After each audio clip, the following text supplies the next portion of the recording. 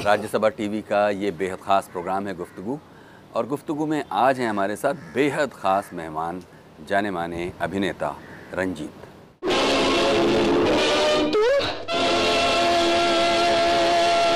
शुक्र है पहचान तो लिया। रंजीत, फिल्मी दुनिया के मशहूर अभिनेता रंजीत का असली नाम गोपाल बेदी है। 12 नवंबर 1946 को अमृतसर के एक छोटे से गांव जंडियाला गुरु में उनका जन्म हुआ। वो महज 5 साल के थे जब उनका पूरा परिवार दिल्ली आ गया, जहां पर उन्होंने स्कूल की पढ़ाई पूरी की। बिजनेसमैन पिता चाहते थे कि बेटा बड़ा होकर घर का बिजनेस संभाले, लेकिन रंजीत का सपना कुछ और ही था। फुटबॉल में माहिर रंजीत ने दिल्ली में स्नातक करते हुए एनडीए का एग्जाम दिया, जहां वो सिलेक्ट हो गए, मगर उन्होंने वायुसेना की ट्रेनिंग बीच में ही छोड़ दी। बकौल रंजीत, उनका फिल्मों में आना महज किस्मत की बात थी। एक पार्टी के दौरान ब्रिटेन में रह रहे भारतीय मूल के एक फिल्म प्रोड्यूसर ने उन्हें कास्ट किया, मगर वो फिल्म नहीं बनी। बाद में उसी प्रोड्यूसर ने ही उनकी मुलाकात अभिनेता सुनील दत्त से कराई। सुनील दत्त की नजरों में आ चुके रंजीत को दत्त साहब ने पहला मौका दिया, और वो फिल्म थी रेशमा और शेरा। भैया, रेशमा मेरा एक काम कर दे, जरा अपनी भाभी का मुखड़ा देखकर बता दे, काली है कि सफेद? चुप दगाबाज, घूंघट में जरूर ताका झाकी की होगी ससुराल में। तेरी कसम नहीं देखा, बस इतनी सी उंगली देखी थी, दूध जैसी सफेद। चुप बेशरम। सुनील दत्त ने ही उनका नाम गोपाल बेदी से बदलकर रंजीत रखा, मगर विलेन बनने की शुरुआत फिल्म शर्मीली से हुई।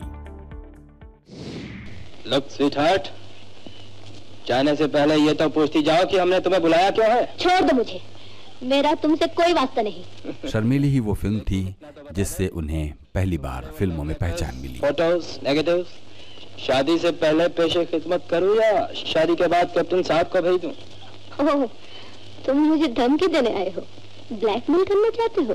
कुंदन ब्लैकमेल में नहीं, मोहब्बत के मेल में यकीन करता है। धीरे धीरे उनकी पहचान हिंदी फिल्मों के सबसे बड़े खलनायक के रूप में होने लगी।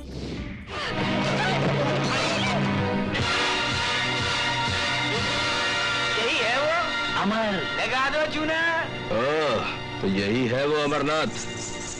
बेटा, अभी मैं तेरी भेल और पूरी बनाता हूँ।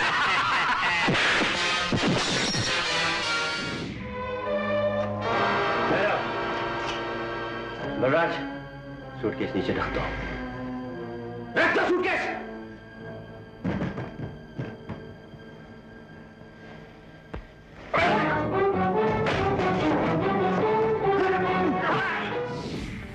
बेहद ही भावुक और शांत स्वभाव के रंजीत आज 300 से भी ज्यादा फिल्मों में काम कर चुके हैं।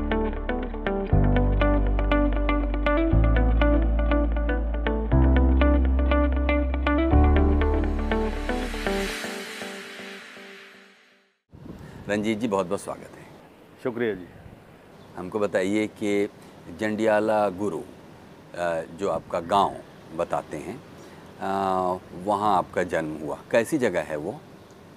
गांव जैसा गांव है जैसे गांव होते हैं, और अभी तो सड़कें पक्की हो गई हैं, अमृतसर के पास ही है वो। तो जंडियाला गुरु जो उसके नाम से फेमस है ये। एंड हमारे गांव का नाम मेहता था, और पंजाबी में पिंड बोलते हैं।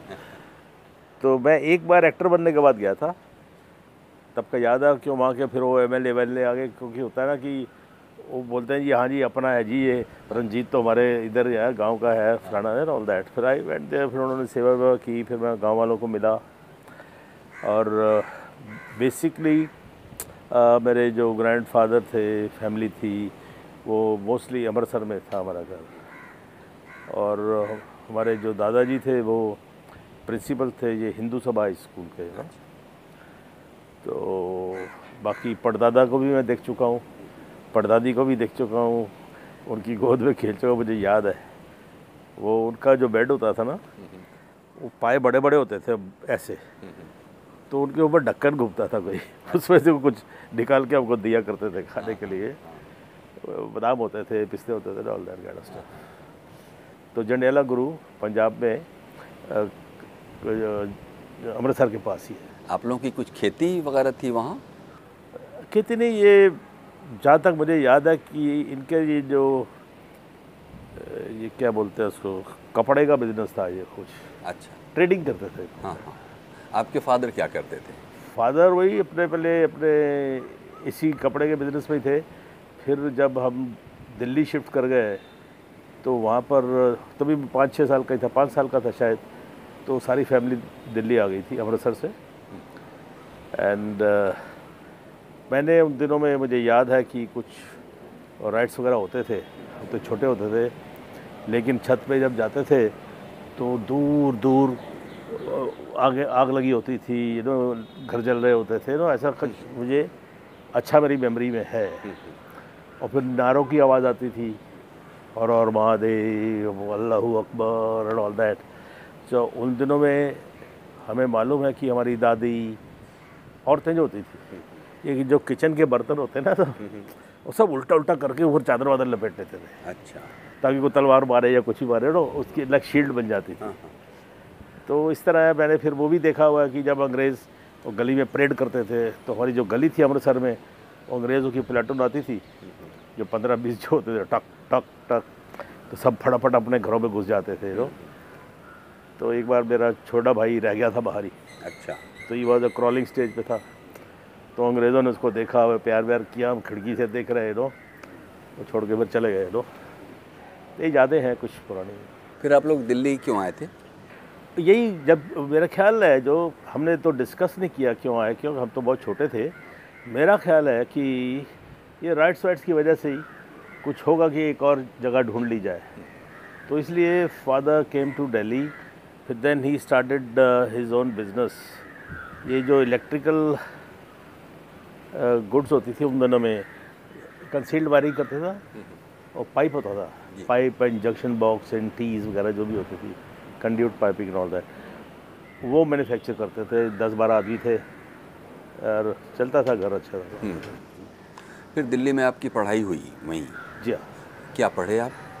दिल्ली में हाई स्कूल किया मैंने गवर्नमेंट स्कूल में, और उसके बाद मैं हिंदू कॉलेज ज्वाइन किया। हिंदू कॉलेज अपना दिल्ली का one of the best college माना जाता है, अभी तक माना जाता है। तो उसमें एडमिशन मिली। क्योंकि मैं फुटबॉलर था, मैं फ्रंटरी क्लब के लिए खेलता था तो उसमें मेरे को थोड़ी सी एज अ फुटबॉलर मुझे हेल्प मिली एडमिशन में भी, तो ज्वाइन किया। फिर उन्हीं दिनों में वो पेपर में आता था ना कि ये जो एयरफोर्स हुआ, नेवी हुआ, NDA हुआ, इनका रिज़ल्ट जो था 10 to 12% आता था, और जो हम सुनते थे कि यार बहुत टफ होता है, तो as A just a challenge and just to see the go through the experience of this, तो अपने आप ही अपनी जेब से पैसे वैसे भर के इंडियन एयरफोर्स के लिए अप्लाई कर दिया मैंने। तो हम 4 दोस्त थे, हम चारों पहले तो रिटन टेस्ट में पास हो गए, फिर SSB के लिए जबलपुर गए हम लोग। फिर एक हमारा दोस्त था सरदार, वो कुछ मेडिकल ग्राउंड्स पे रिजेक्ट हो गया थोड़ा, तो ये हमने पायलट के लिए किया था और मेरे पेरेंट्स को तब पता लगा जब बॉन्ड भरना पड़ता है पेरेंट्स को, फादर को, तब पता लगा। तो उन्होंने मुझे ऐसे बोला, शाबाशी भी दी, और बोले इसमें यार छुपाने की क्या बात थी, एयरफोर्स में जाना है बहुत बड़ी बात होती है, हम बड़े we are proud of you कि तुमने ऐसा टेस्ट पास किया है। तो फिर वहाँ से हिंदू कॉलेज में था सेकेंड ईयर, तो उन्हीं दिनों में जब ये इसमें पास हो गए तो मुझे इन बिटवीन द स्टडीज़ वो छोड़ना पड़ा, एजुकेशन कॉलेज छोड़ना पड़ा। तो I went to Coimbatore for training.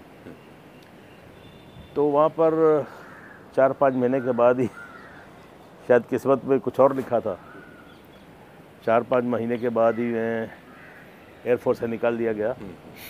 उसकी वजह है कुछ, तो हमारे इंस्ट्रक्टर से कुछ आर्ग्यूमेंट्स हो गए, तो on bad behaviour, disciplinary action के हिसाब पे मुझे उन्होंने थ्रोन मी आउट। फिर वापस दिल्ली में खाली था, कॉलेज तो छोड़ चुके थे। हालांकि यहाँ पर अगर आप इस बात को साफ नहीं करेंगे कि वो बैड बिहेवियर जस्टिफाइड था नहीं था, तो लोगों को ऐसा लगेगा कि कहीं आपके शुरुआती जीवन से ही आपके अंदर कोई बदमाशी थी। हाँ, तो ये भ्रम दूर हो जाना चाहिए। इसके लिए बताता हूँ क्या हुआ कि देखिए कैंपस में जो हमारे ऑफिसर्स थे उनकी फैमिलीज भी रहती थी, तो जो मेरे डायरेक्ट मेरे इंस्ट्रक्टर थे उनकी सरदार जी थे, उनकी बेटी you know she grown up well, तो he used to meet and talk whatever the topic was, कुछ you know all that kind of stuff. वैसे I was very shy guy, लेकिन mentally I was very strong कि character loose character, because मैं footballer था तो मुझे एक phobia था कि मैं जरा लड़कियों के साथ ऐसे वैसे कुछ गड़बड़ करूँगा तो मेरी स्टेमिना, मेरी हेल्थ ख़राब हो जाएगी, तो I will be out of this football and all that. तो वो हमारे जो इंस्ट्रक्टर साहब ने एक दो बार देखा होगा, तो वो ऐसी कोई नहीं, ओपन ग्राउंड में मिलते थे, हम ओपन रोड्स पे मिलते थे, और ये नहीं कि रोज़ ही मिलते थे। तो जब उन्होंने देखा तभी मिल रहे होंगे हम लोग, तो उन्होंने फिर डांटा और मुझे उन्होंने एक किस्म का गाली भी निकाल दिया और मुझे थ्रेटन कर दिया कि मैं तेरा करियर बर्बाद कर दूंगा। और उन्हें तो मालूम नहीं था कि हमने तो as a fun for fun you know join किया था, but there was it was a good achievement. और हमने उसको उसी में जवाब दे दिया कि तुम मेरा करियर क्या बनाओगे यार, ऊपर वाला करियर तो वो बनाता है, और बाकी रहा आपकी लड़की का सवाल है उसको संभालो। मैं क्लैरिफाई नहीं करना चाहता हूँ कि मैं कोई अफेयर कर रहा हूँ या क्या कर रहा हूँ। अगर आप चाहते हो कि वो लड़की मेरे आसपास नहीं आए, मुझे कहते हो कि if you are seen around my daughter I will ruin your career, तो मैंने बोला यार अपनी बेटी को संभालो ना तुम, वो क्यों आती मिलने के लिए, साफ उसका गिरेबा पकड़ो। तो मैंने भी उनको उसी रूट लैंग्वेज में जैसे भी था, और पंजाबी में माँ बहन तो निकल ही जाती है ना कुछ बोल दिया, फिर वो सरदार जी अटक गए। एंड इसलिए बस यही थी मेरी आपको गलतफहमी जो है, लड़की की वजह से आउट हो गया मतलब। यहाँ तो अभी वॉर एक दो वॉर की होती, ऑफिसर बड़े होते हैं या मर भरा गए, शहीद हो जाते, कुछ भी हो जाते, ऐसे ही होता है। और फिर होता है फ्रॉम फ्लाइंग टू फिल्म्स हो गया है तो वो कहते हैं कि कपलेट था, मैंने एक पिक्चर बनाई थी, मैं आपको इरफान में बताता हूँ। आई एम नॉट अ राइटर।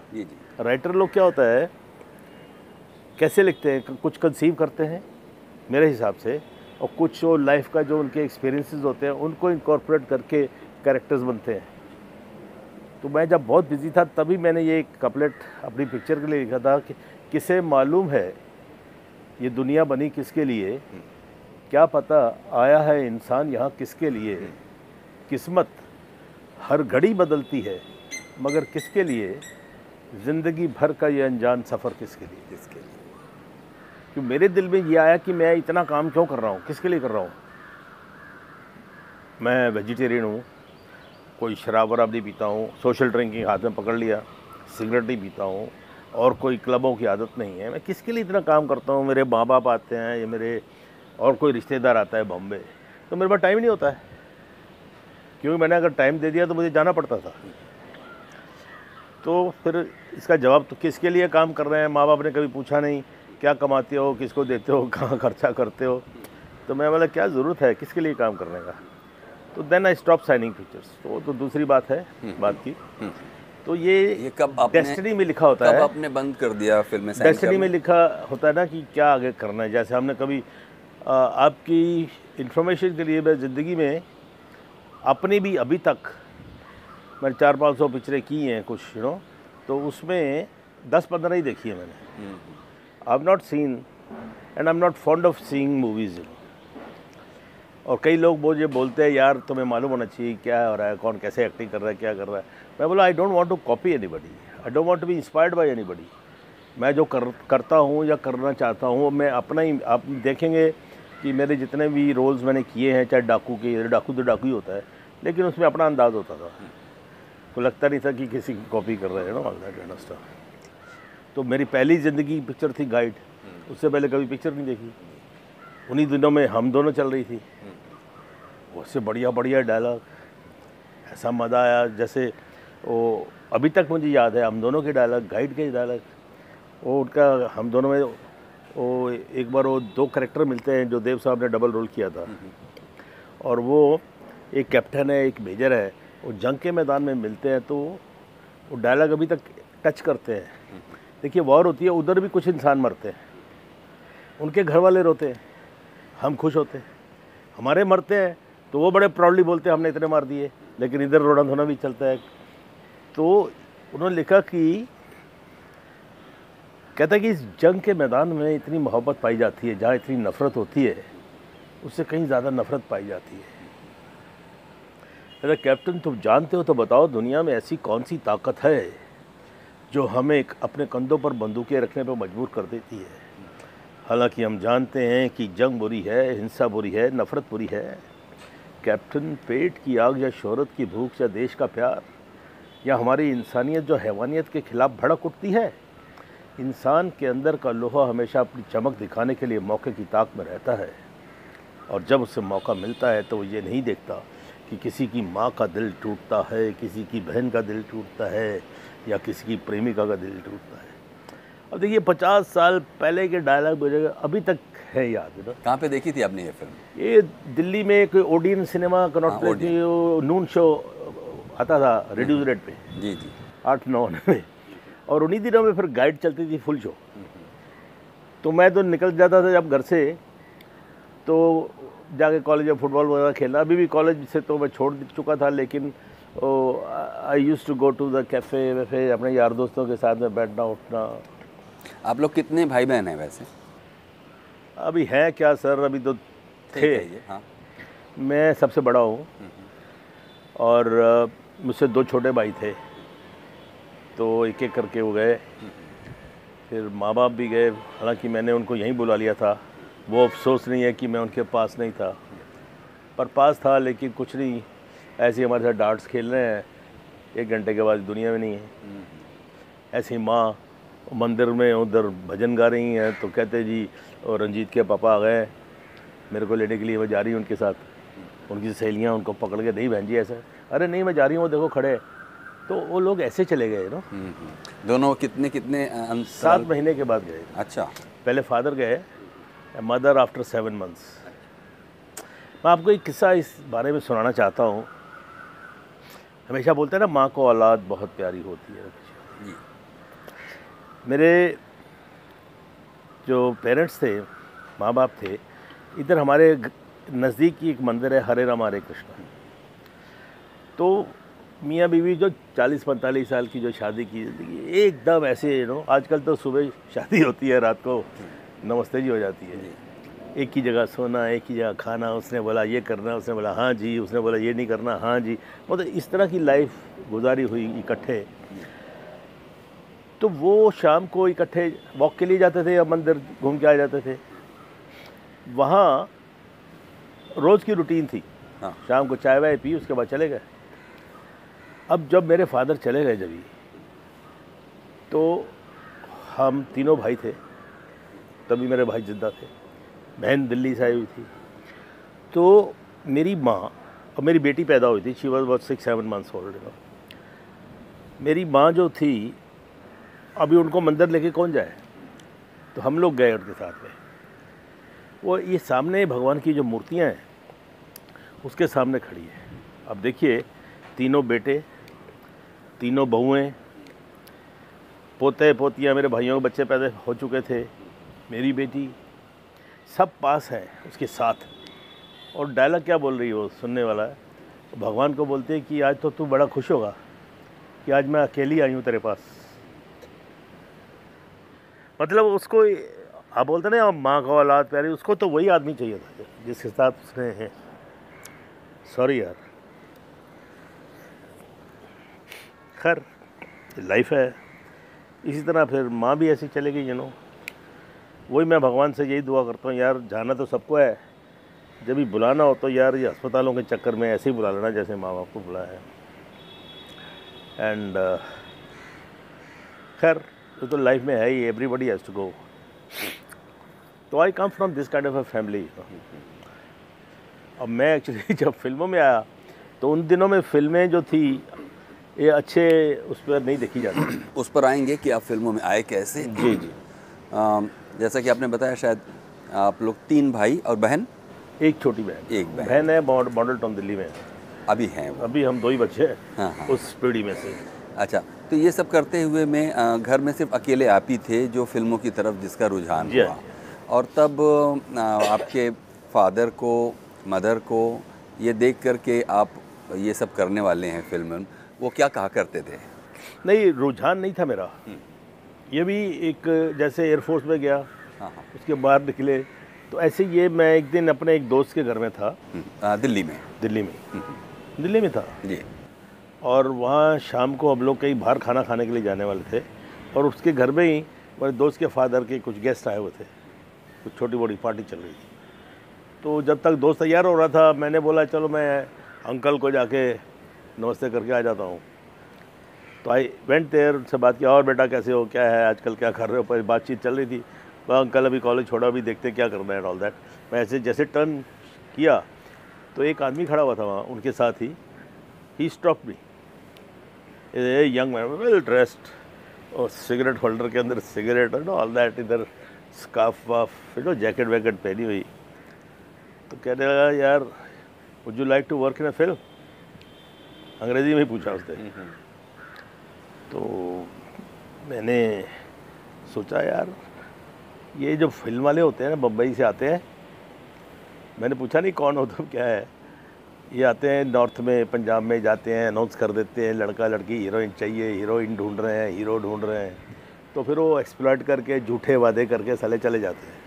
ये सुना हुआ था मैंने। तो फिर मैं तो फ्री था, मैंने बोला मेरा क्या कर लेगा, तो मैं बोला हाँ जी करेंगे जी।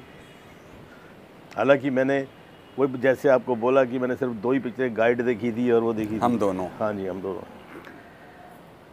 तो कभी थिएटर नहीं, कभी कुछ नहीं, ऑल दैट। तो साहब उसने मुझे अपना होटल का पता दिया कि मैं इस होटल में ठहरा हूँ, शायद क्लैरिजिस था मेरे, क्या कोई होटल है उधर दिल्ली में, नॉर्थ प्लेस के पास में, उसमें ठहरा हुआ था। तो उसने बोला कि तुम वहाँ आ जाना, और कार्ड भी दिया अपना, उसके ऊपर लिखा था ठाकुर रणबीर सिंह। तो ठाकुर मतलब he was Rajput from Kota family, you know. तो मैं दूसरे दिन तैयार होके पहुंच गए क्लैरिजिस होटल। अब क्लैरिजिस होटल में वहाँ उसके साथ में बड़े स्टाइल में लंच वंच किया गया। तो लाइक फर्स्ट टाइम बड़े मैनर्स के साथ में तो सब उन्होंने कहानी सुनाई मेरे को, और कहानी थी ट्रक ड्राइवर की, कि उनकी ज़िंदगी कैसे होती है, और उसका नाम भी था ज़िंदगी की राहें। अच्छा। रोड्स ऑफ लाइफ, वो हिंदी इंग्लिश दोनों में बनाना चाहता था। अच्छा, वो कैरेक्टर के बारे में बताता हूँ। He was settled abroad in, he was connected with the British film industry and Hollywood also. तो उसने एक पिक्चर लिखी थी, Yul Brynner, Trevor Howard, Ursula Andress, तो बड़े बड़े स्टार्स थे उन दिनों में, उस कहानी में उसका योगदान था। तो ही न्यू हॉलीवुड वाले जितने बड़े स्टार्स वगैरह थे, और अपना ये जो इंग्लैंड में पीटर ओटूल हुआ, रिचर्ड बर्टन हुआ, ये सब लोग वो मिलते रहते थे। अच्छा। But he was connected with the film industry. And एक हीरोइन आई थी प्रिया राजवंश, जो चेतन साहब की गर्लफ्रेंड थी, उसको भी वही लेके आया था। अच्छा। लंदन से लाया था वो। खैर, तो कहानी सुनी, ये वो, फिर ठीक है आ गया। I was not excited. मैं फिल्में देखता नहीं था, तो मुझे मालूम नहीं था कि फिल्म के जो हीरो हीरोइंस होते हैं इनका क्या डिमांड होती है, क्या ओहदा होता है, क्या आता है। ठीक है, तो फिर दूसरे दिन फिर लंच पे बुलाया उसने। तो हम 5-6 दिन रोज़ उसके साथ लंच करने जाते थे, फिर डिस्कशन करता था और पिक्चरों की बातें करता था। तुम्हें पिक्चर देखनी चाहिए, फलाना करनी चाहिए, मैं दिखा दो वाला। तो उसके साथ ही पिक्चरें देखी हमने, सुनील दत्त की और भी कुछ राज साहब की पिक्चरें देखी।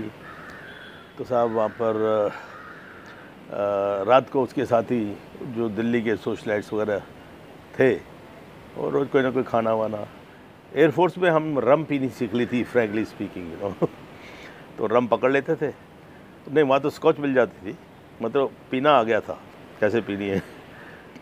तो इस तरह टाइम पास हुआ, पर मैंने किसी को बताया नहीं, मेरे घर में भी नहीं बताया, मेरे दोस्तों को भी नहीं बताया। क्यों, नंबर 1 तो अपनी शक्ल वजह ऐसी थी कि पेट पिचका हुआ, फुटबॉल खेल खेल के, गाल अंदर उसे वे ऑल दैट, काला रंग खेल खेल के हो जाता है ना, टैंड बिल्कुल। But I was like a panther, you know बिल्कुल फिट जिसको बोलते हैं। उसको चाहिए था, वो जो ट्रक ड्राइवर होते हैं उनका जो क्या बोलते हैं उसको, क्लीनर, वो रोल था मेरा, वो हीरो था। वो ढाबे में किसी लड़की के साथ रोमांस हो जाता है ढाबे वाली से, और फिर वो कोई स्मगलिंग में फंस जाते हैं, फिर रात भर ड्राइव करते हैं जंगलों में, फिर ऐसा उनकी कहानी के बारे में था। तो साहब उसके लिए मैं फिट बैठता था, तो उसके लिए मुझे उसने साइन किया। तो मैंने किसी को नहीं बोला, यार दोस्त को भी नहीं। क्या होता है कि जैसे थोड़ा सा निकले तो पीछे से मजाक उड़ाते हैं, अरे देखो ये चाल देखो, साले की शक्ल देखो, हीरो बनेंगे तो उस फियर कॉम्प्लेक्स में हमने किसी को नहीं बताया। तो घर में तो सवाल ही पैदा नहीं होता था, वेरी ऑर्थोडॉक्स फैमिली। फिर वो चला आया वापस, कहता कि मैं बॉम्बे जा रहा हूँ, ये जो बाकी की स्टार का साइन करने के लिए, फिर पिक्चर शुरू करते हैं। वो हीरो हीरोइन, एक हीरोइन जो दिल्ली में एक मोती सिनेमा है नो, चांदनी चौक में है कि नहीं अभी मालूम नहीं मेरे को, उनकी बेटी को अपॉइंटमेंट वगैरह आई, उनकी बेटी को हीरोइन साइन किया था उसने। और बाकी जो ट्रक ड्राइवर का रोल था जयंत साहब थे। फिर कोठे वाली के लिए एक लड़की शबनम नाम की थी कोई, उन दिनों में जो भी है कैरेक्टर बाकी जो साइन करने थे। पर वो 2 महीने तक कोई न्यूज़ नहीं दिल्ली में। अब मैं बोला अच्छा हुआ जान छुटी, मेरे साथ तो कुछ नहीं किया ना इसने। खैर कोई बात नहीं, एक्सपीरियंस हो गया लाइफ में एक और। तो 2-3 महीने ऐसे निकल गए, मैं भी भूल भाल गया नो, क्योंकि मेरा तो कुछ स्टेक पे था नहीं और मैं इतना एक्साइटेड भी नहीं था नो। तो अब यकीन कीजिए, मैं आपको फैक्ट बता रहा हूँ कि मैं एक्साइटेड नहीं था। लोग बोलते ना यार हीरो बन रहा है और ये है वो है। तो साहब एक दिन एक पोस्ट कार्ड आया लेटर पे, वो जो 3 शेर वाला होता है ना, येलो कलर का, उस पर वो मेरे जो पिक्चर में नाम था ना मेरा, उसी नाम से एड्रेस किया हुआ था, डियर राज सो फलाना फलाना। मैं इधर सॉरी इससे पहले बात नहीं कर सका, मिल नहीं सका, मोबाइल तो उठा ही नहीं, ऑल दैट, फ़ोन लगता ही नहीं था कभी भी। तो मैं चेतन साहब के घर में ठहरा हुआ हूँ। चेतन मतलब देव साहब के बड़े भाई जो हैं, और मेरे सब यार दोस्त जो भी हैं, ये जितने भी राज साहब हुए, दत्त साहब हुए, देव साहब हुए, ये जब यूरोप जाते थे ये लोग, तो ही वॉज ओनली इंडियन जो सोसाइटी में था, उस सर्किट में था। तो जब वो आता था ये उसकी खातिर तो अच्छा करते थे। तो बोले कि यार वो सब मेरे दोस्त बोलते हैं कि पहली पिक्चर जो है कोई इस्टेब्लिश हीरो के साथ बनानी चाहिए। अगर तुम वो दूसरा तो स्क्रिप्ट मालूम है, अगर दूसरा रोल कर रहा है तो तुम बॉम्बे आ जाओ और ये एड्रेस है और मैं आपको लेने के लिए आऊँगा। तो ठीक है, फिर दिल में फिर खाली थे अभी भी। तो साहब घर में फिर झूठ बोला कि वो कॉलेज वाले फुटबॉल की टीम जा रही है बॉम्बे तो मेरे को भी साथ में ले जाना चाहते हैं, ये है वो है। तो मैंने बॉम्बे देखा नहीं है, तो आपकी इजाज़त हो तो हाँ जाओ घुमाओ। तो my father was like my friend ऐसे कोई वो नहीं था, बट वो स्ट्रिक्ट थे इन देयर ओन, अपने जो संस्कार जो होते हैं। तो साहब हम उनके साथ में अपना टिकट विकेट कटवाई, अब चले आए जी बॉम्बे। तो मुझे याद है 232 रुपये की टिकट थी, पता नहीं कितने की, एक ही एयरलाइन थी, इंडियन एयरलाइंस। तो हम पहुंच गए साहब बॉम्बे। तो बॉम्बे ही रिसीव्ड मी, तभी छोटा सा एयरपोर्ट होता था बॉम्बे का सेंटा क्रूज। तो लेके हम बाहर आए, एक काली फिएट गाड़ी में हम बैठे, तो पहुँचे। तो अब देख रहे थे बॉम्बे कैसा होता है, अंधेरा हो चुका था, शाम हो चुकी थी। तो चेतन साहब के घर में पहुँचे तो पता लगा कि ये चेतन साहब यहाँ रहते हैं। अच्छा, उनकी भी पिक्चर मैंने देख ली थी, अमन वगैरह कुछ लगी थी जो भी उन दिनों में, एक्टर डायरेक्टर हकीकत वगैरह थी ना कुछ पिक्चरें। तो साहब अब थोड़ी देर के बाद चेतन साहब आ गए, हम मिले, हाथ मिलाए। बड़ा हैंडसम आदमी गोरा रंग और बड़ा कल्चर्ड पढ़े लिखे वो बड़े थे वो।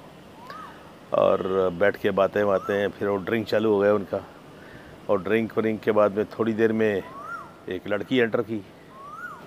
वो लड़की वो जो थी प्रिया राजवंश थी। उनका कद वद भी कुछ अच्छा था, 5 फुट 9 इंच 10 इंच के बराबर ऐसा कुछ था। फिर बाल खुले थे उसके, और बड़ी टॉल लग रही, मुझसे भी लंबी लग रही थी।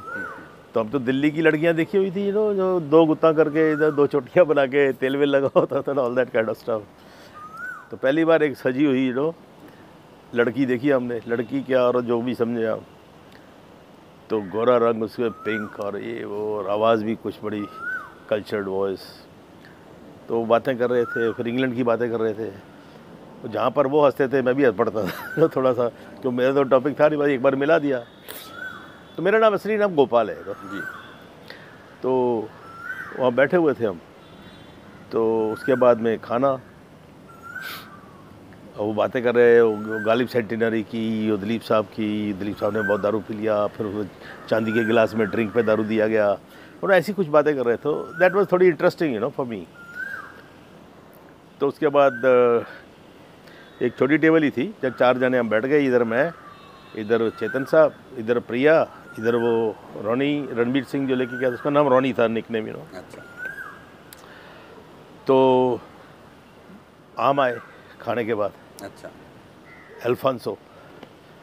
तो चेतन साहब ने ऐसे ही, प्रिया ने काटने वाटने शुरू किए थे, चेतन साहब बोले this king of mangoes and ये वो बड़े बड़े आम थे कुछ। तो उसने क्या किया, प्रिया ने ये उसको पूरा काटा, दूसरी तरफ से काटा, और गुठली जो थी प्लेट में साइड में, और वो 2 फाड़ियाँ जो थी, हम तो फाड़ी बोलते हैं उधर से, पूरा का पूरा, उसके अंदर उसने चाकू से बर्फ़ी की तरह कट वट कर दिया, और साथ में एक चम्मच दे दिया। अच्छा। अब मैं बड़ा परेशान में, यार साला ये मुंबई में चम्मच से आम खाते हैं मेरे को परेशानी, चम्मच से कैसे आम खाएगा यार। अब तो लिया, निचोड़ा, खड़ा, ये झाटा, फिर उंगलियां चाटी, ऐसे खाते हैं आम। तो थोड़ी देर तो चम्मच घुमाता रहा, फिर देखा चेतन साहब ने उसमें लिया एक ऐसे आइसक्रीम की तरह, अच्छा, खाना शुरू किया। वाह वाह, तो उसने भी तारीफ़ की, सबने तारीफ़ की, वाह। तो हमने भी ले ली है मुंह में वैसे ही, और लेके साहब 1-2 बार खाया, और मुंह में दांत में चम्मच लगता था, तो मज़ा नहीं आ रहा था कुछ। और मेरी नीयत गुठली पे थी, 4 गुठलियाँ पड़ी थी वहाँ। तो मैंने बोला इफ़ यू डोंट माइंड, प्रिया को बोला कैन आई हैव द गुठलीस। वो बड़ी ब्राइटली बोली, अरे यू लाइक गुठलीस। मैं जी असली टेस्ट तो इसी में होता है तो आई डोंट माइंड। तो उसने प्लेट आगे कर दी। अब चेतन साहब ने लुक दी होगी, नहीं दी होगी, क्योंकि चेतन साहब बड़े छुरी काटे वाले आदमी थे, उंगलियाँ वो बाद में पता लगा मुझे तो मैंने लिया गुठली को, ये करके शुरू हो गया मैं करके। तो प्रिया ने बोला, मुझे याद है वो डायलॉग, बोलती चेतन साहब आम ऐसे खाए जाते हैं अब मेरे को समझ नहीं आया क्या वो मजाक कर रही है या क्या कर रही है, पता नहीं क्यों। हाई सोसाइटी क्या होती है मालूम नहीं, पर मैं तो खा गया चारों। उसके बाद बात ख़त्म हो गई। अभी उनके 2 ही रूम थे, एक रूम में तो चेतन साहब प्रिया चले गए, एक रूम में रोनी चला गया, और मेरा बेड एक दीवान था, जो उनका हॉल था बड़ा कंफर्टेबल दीवान था एक, उस पर मेरा बेड लगा दिया। गुड नाइट वगैरह हो गया, और हमने चादर वादर लेके हम भी, अभी आँख लगने वाली थी, नौकर ने पानी वानी रख दिया और कहने लगा कि मैं कल सुबह मिलूँगा जी, अभी मैं तो घर जा रहा हूँ, मेरा बाजू में रहता हूँ, तो सुबह आऊँगा मैं। तो एक कुत्ता आके मेरे नीचे घुस गया जरा। अच्छा। तो मेरी हालत ख़राब, मैं तो नया हूँ, मैं बोला ये तो काटेगा। और फिर थोड़ी देर जैसे ही आँख लगी, तो जू में उन दिनों मच्छर बड़े मोटे मोटे मच्छर होते थे। अच्छा। और यहाँ काटा तो लगे, यहाँ काटा तो वो एंकल पे हड्डी है, हालत ख़राब। मैं जैसे थोड़ा खुजाने के लिए हिलूँ तो नीचे से वो कुत्ते ग्रोलिंग शुरू कर दे वो। अब साहब कटिंग क्रूडली, ये बड़ी लंबी कहानी है, रात कैसे गुजारी मैंने। तो रात गुजार ली मैंने तो नहीं, हाँ इसमें बड़ा अच्छा एक और किस्सा हुआ रात को। हाई टाइड आता है सी पे, तो चेतन साहब का घर बीच के ऊपर ही था। जब हाई टाइड आया तो बड़ी आवाज़ें आने लगी ना हवा की। उनकी वो विंडोज लकड़ी की थी, गोयनेज जैसे कॉटेजेस होते हैं ना, हट, उस टाइप के घर था उनका। हिलती थी खिड़कियाँ और फिर उसके बाद धड़ाक की आवाज़ आती थी। अब मुझे मालूम नहीं आवाज़ काहे की है, वो सुबह पता लगा बीच में जो लहरें आती थी दीवार से टकराती थी बाहर। वो बड़े बड़े बोल्डर रखे होते थे जो दिन में सुबह पता लगा, पत्थरों में टकराती लहरें। तो मैंने सोचा यार ये अजीब। तो अच्छा एक बात और, सब लाइटिंग जो थी घर में बड़ी डिम थी, अच्छा। थोड़ी रोमांटिक टाइप बनाई, वोड की लाइट की हुई थी। और मैं परेशान है यार, इतना बड़ा आदमी है यार, प्रोड्यूसर डायरेक्टर था, इतना अंधेरे में क्यों ये लाइटें वाइटें क्यों, रोशनी होनी चाहिए ना कुछ। नॉर्थ में आता है, हाँ जी उजाला करो, ये क्या अंधेरे में बैठे हो। तो था, अब वो डिम लाइटिंग और चला गया, और उसके बाद में नौकर भी गया, मैं अकेला। और जब ये आवाज़ें आने लगी तो मैं थोड़ा घबराया, मैं यार इस घर में तो भूत भी है। वो जैसे वो बैम्बू साहब की पिक्चर आती है, ऐसी आवाज़ें। तो मेरे को हनुमान चालीसा याद था अच्छा। When I went to air force, तो तभी घर में हमारे पाठ वाट होता, तो हनुमान चालीसा मुझे याद था। तो अब हनुमान चालीसा मैंने ऐसे पढ़ के, अच्छा मैं लेट भी नहीं सकता था मच्छरों की वजह से, तो मैंने ऐसे तंबू बना के ना अपना, ऐसे मैं सांस लेता था फिर बंद कर लेता था कि मच्छर नहीं आए अंदर। तो ऐसे चौकड़ी मार के बैठा हुआ था। और मैं साहब, मुझे याद है, मैं हनुमान चालीसा पढ़ना शुरू किया। और उसके बाद उसमें एक लाइन आती है, भूत पिशाच निकट नहीं आवे, महावीर जब नाम सुनावे, चालीसा के अंदर पाठ में। तो वो एक आध घंटा पढ़ते गए थोड़ी देर के बाद लो टाइड आता है वो तो हवा भी बंद हो गई, आवाज़ें भी बंद हो गई। मेरे को कॉन्फिडेंस है कि यार कमाल है, हनुमान चालीसा का असर हुआ भाई, भूत भाग गए। फिर मेरी आंख लगी आंख लगी फिर सो गया मैं। तो इस तरह आपकी पहली रात, ये पहली रात अनफॉरगेटेबल हाँ जी। उसके बाद उन्होंने मुझे शिफ्ट कर दिया नेक्स्ट डे। नहीं, बट नेक्स्ट डे मैं उठा तो मैंने खिड़की का थोड़ा पर्दा खोला, तो उनका गार्डन था छोटा तो वहाँ देखा गार्डन है, उससे सामने पानी है। तो हमने तो जमुना देखी फ्लड के अंदर, वो दूर तक। फिर उसमें कुछ पेड़ नजर आते थे बह रहे हैं, कुछ चीज़ें फ्लड की वजह से जो भी बहती हैं। ये तो बिल्कुल शांत, बिल्कुल। तो मैं खिड़की खोल के दरवाज़ा खोल के बाहर चला गया। बाहर गया तो देखा पूरी दूर तक, मतलब किनारा तो नज़र ही नहीं आ रहा। तो पहली बार समुंदर देखा इन लाइफ।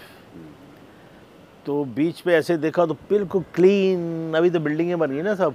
पहले तो यहाँ से देखो तो वहाँ तक पूरा कोकोनट ट्रीज, कुछ नहीं दिखाई देता था सिवाय ऐसा राउंड कोकोनट ट्रीज, एक कचरा नहीं, कुछ नहीं। तो बड़ा मज़ा आया। तो खड़ा था तो चेतन साहब पीछे से आ गए, hello young man, good morning sir, ये वो फलाना, डिड यू स्लीप वेल? मैं नहीं जी। Why what happened?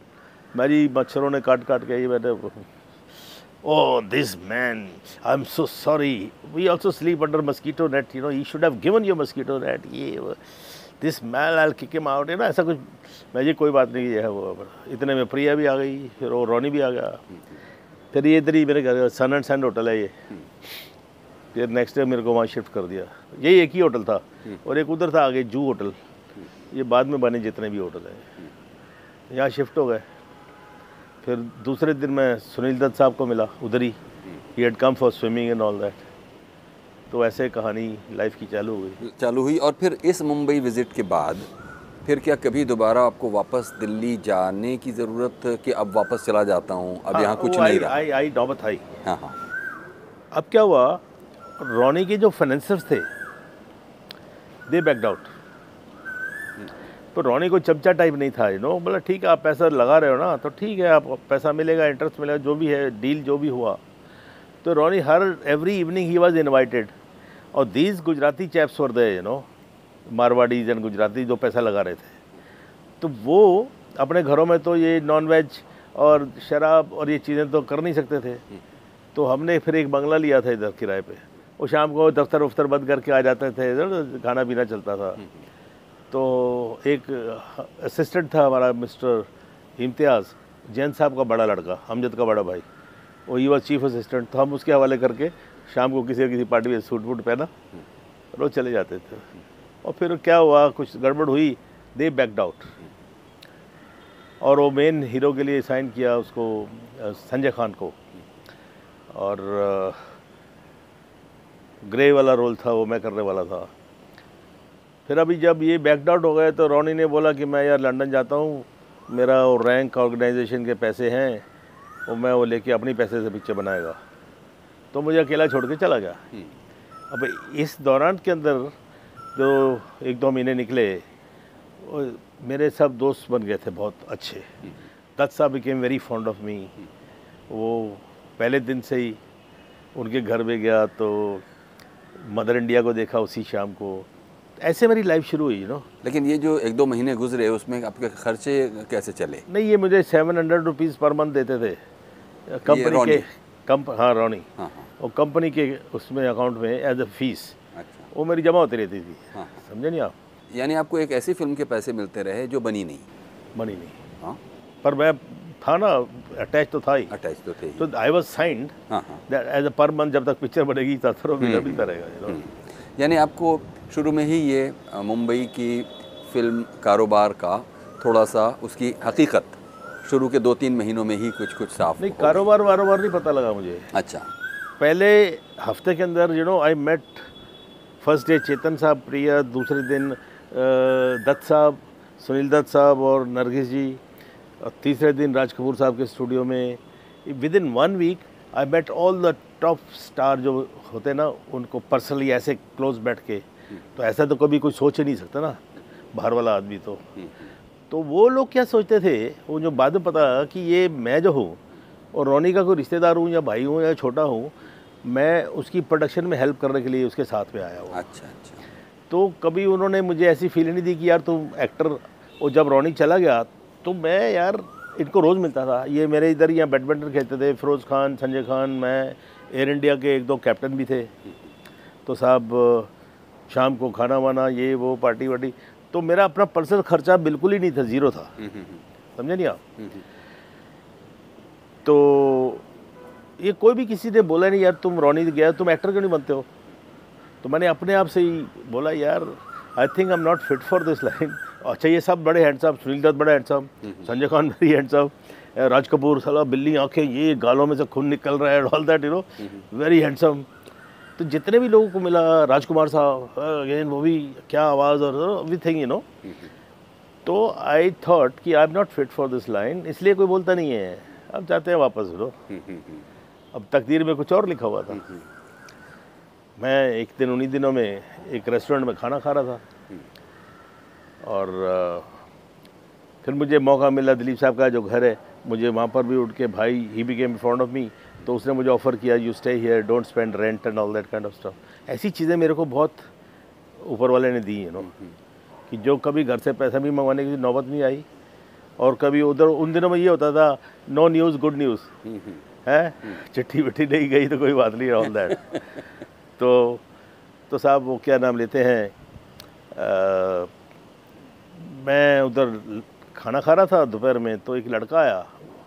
और जब हमारा ऑफिस चालू हो गया था ना, तो काम मांगने के लिए आता था, तो रेफरेंस दिल्ली विल्ली का दिया, तो ज़्यादा अटैचमेंट होगी, हाँ जी दिल्ली का लड़का है।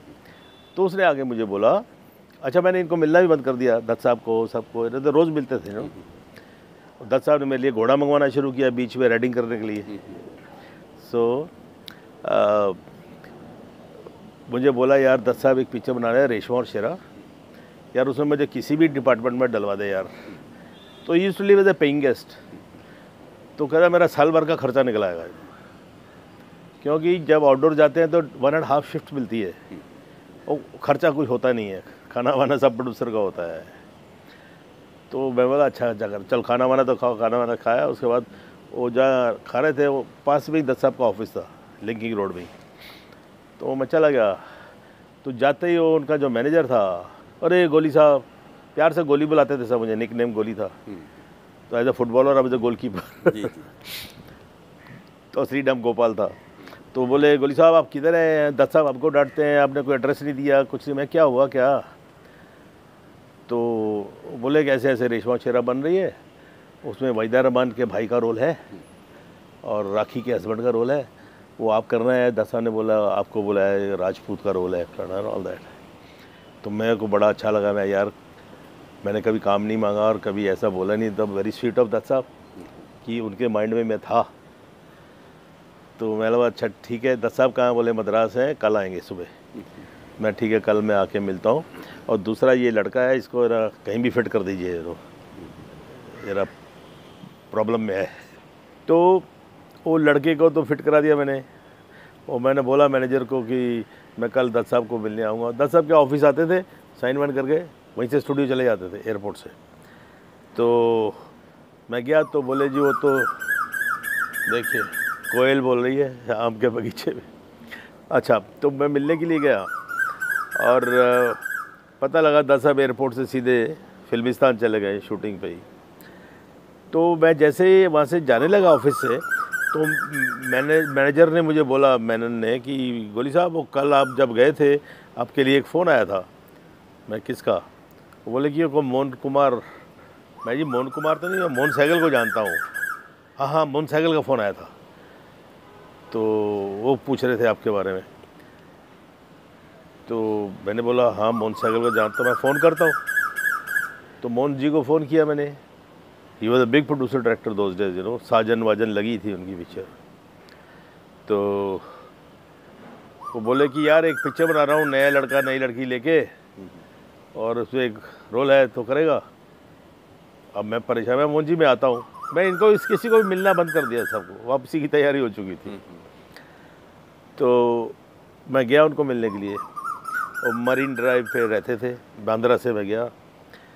और मुझे उन दिनों में एक चांस मिल रहा था to go to Germany. Somebody was sending me in Bombay only to Germany for some training, you know, he was opening some industry. तो from he knew my father also.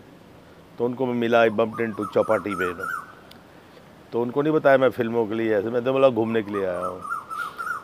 तो जर्मनी जाने वाला था। तो अब मैं लिफ्ट में डिसाइड किया कि यार जर्मनी जाए या ये दो बैनर है, दत्त साहब का है, ये मोहन सहगल बड़ा बैनर है, इसमें काम करें या क्या करें। तो लिफ्ट में डिसाइड किया यार फिल्म में करते हैं, नौकरी किसी की क्यों करनी है, जर्मनी कभी भी देख लेंगे, जाके काम करेंगे तो अपने फादर का काम करेंगे, दूसरे का काम क्यों करें नो। उस चक्कर में जैसे ऊपर गया तो उन्होंने बोला ऐसे ऐसे रोल है। तो मैं बोला हाँ जी करूँगा। तो बोले फ़ोन पे बोल देते, मैं जी आपको मिला नहीं था। बोले सर ठीक है। तो बस एक ही हफ्ते में सावन भादो शुरू हो गई। उसके बाद ये पैकअप हुआ तो 2 दिन के बाद ही हम लोग जैसलमेर, पोचीना, रेशमा शेरा के लिए चले गए। हाँ, तो बस अब ये जो शुरुआत है उसके बाद तो आप बता ही चुके हैं कि 400-500 फिल्मों का ये जो सफ़र। अच्छा, ये दोनों पिक्चरों में मैंने भाई का रोल किया है। और ये सभी हमारे आपके देखने वाले जानते हैं कि ये आपकी फिल्मों का जो सफ़रनामा रहा वो कैसा रहा। जी जी जी। इसमें कुछ एक छोटे छोटे डॉट्स हैं जो मैं अभी मिस कर रहा हूँ आपकी अब तक की कहानी में जी। क्योंकि जहाँ तक मैंने अभी तक मुंबई आकर लोगों के फिल्मों में जगह बनाने की कहानियाँ सुनी हैं, उसमें ऐसा लगता है कि आप कहीं कोई चीज़ छुपा रहे हैं जिससे कि मैं डॉट्स कनेक्ट नहीं कर पा रहा हूँ। वो ये कि मुंबई आपको कोई फिल्मों की ग्लैमर फिल्मों का तो लाया नहीं था, और ना आपके अंदर कोई डेस्परेशन था कि यहाँ आने के बाद आपको फिल्मों में छा जाना है, उसी में जाने का। दूसरी तरफ आप यहाँ पर 2 महीने 2.5 महीने रह रहे हैं, या शायद और भी ज़्यादा रौनी के 3 महीने हो गए थे। हाँ जी। और बाकायदा पगार पर रह रहे हैं। आपको घर की भी उस तरह याद नहीं आ रही, मतलब आप दिल्ली भी वापस नहीं जा रहे हैं। नहीं, खिताबत चालू हो गई थी ना। हाँ। घर में इतना तो नहीं तो पुलिस में रिपोर्ट हो जाती, लड़का और फिर गायब है। बीच में अचानक ये जर्मनी की भी कुछ कहानी, मतलब, और फिर दत्त साहब हो चाहे मोहन सहगल साहब हो, मतलब ये बड़े बड़े लोग, मतलब उनके साथ पार्टियों में जाना आना उठना, बिकॉज ऑफ रौनी। रौनी जहाँ पर जाता था साथ में मेरे को लेके जाता था, तो उसकी वजह से मैं इन सबको बड़े बड़े लोगों को मिला। ये मोहन सहगल भी ये है वो। तो जब फिल्मों में नहीं मतलब हुआ, 2-3 महीने बीत गए ऐसे ही, तो बीच में चिट्ठी तो लिखनी पड़ती है, मैं सब ठीक ठाक हूँ, ये है वो है, आज मैं महाबलेश्वर गया, आज मैं वहाँ पर गया, तो ऐसे कुछ करता रहा। 15 दिन वहाँ पर रहा मैं, तो उनको लगता है हाँ ठीक है, टीम वापस चली गई है, you know, all that kind of सब। झूठ का पुलिंदा चलता रहा, यू नो।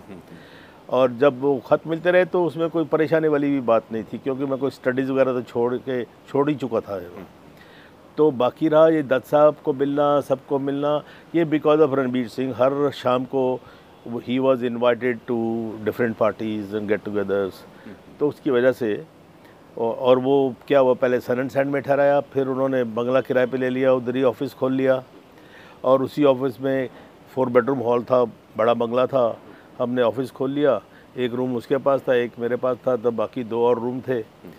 तो वो जब चले गए तो लंदन चले गया, तो किराए पे कैसे रहें। और फिर मैं दत्त साहब को बोला, दत्त साहब ने मुझे शुरू से इतना प्यार दिया जैसे छोटा भाई होता है मुझे। मेरे लिए उन्होंने घोड़ा मंगाना शुरू किया बीच पे। वो खुद every morning he used to come, sun and sand beach पे राइडिंग करते थे, और वहीं पर सैटरडे संडे स्विमिंग करते थे, वहीं ब्रेकफास्ट करते थे और वहीं से स्टूडियो चले जाते थे। तो मेरा नाश्ता भी फ्री में होता था, सब कुछ फ्री होता है, reading everything, you know. I was, you can say कि ऊपर वाले के इतना कर्म था कि मुझे बॉम्बे में कुछ वो धक्के खाने वाली बात नहीं हुई। ऑन द कॉन्ट्ररी उसी मुझे सेम लेवल पे ही लोगों ने रखा।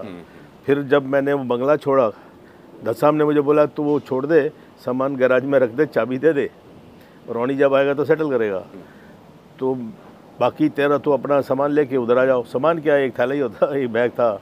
तो मेरा गेस्ट हाउस है ऑफिस के ऊपर, तुम वहाँ रहना शुरू कर दो। अब मेरे दिल में थोड़ी शर्म आई कि यार वहाँ कैसे रहेंगे।